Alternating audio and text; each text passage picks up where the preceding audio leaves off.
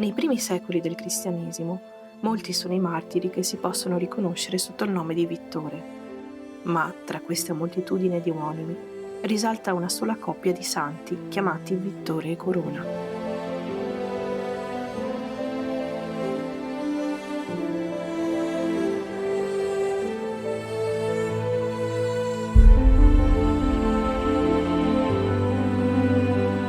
Secondo la fonte greca, in Siria, al tempo della persecuzione dell'imperatore Antonino Pio, un soldato dell'esercito romano di nome Vittore abbracciò il credo cristiano.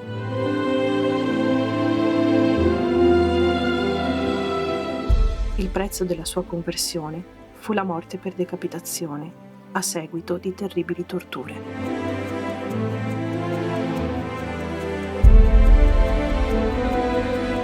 Durante la prigionia conobbe Corona, una giovane cristiana di nemmeno 16 anni, vedova di un compagno d'armi di Vittore, che cercò di confortarlo. Lo invitò a resistere, a non temere la morte, a perdonare i propri nemici.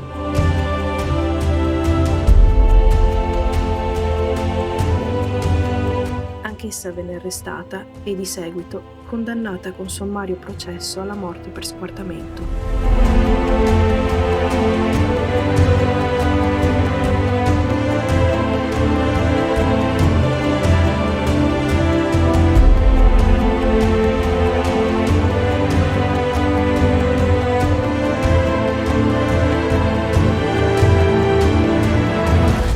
Leggendo queste storie ed osservandone i dipinti che le raccontano, possono sembrarci favole o fatti molto lontani, accaduti in epoche buie, incivili.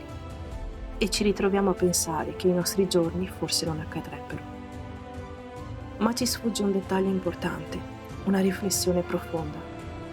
Queste persone erano come noi, avevano degli ideali, amavano, soffrivano e volevano vivere.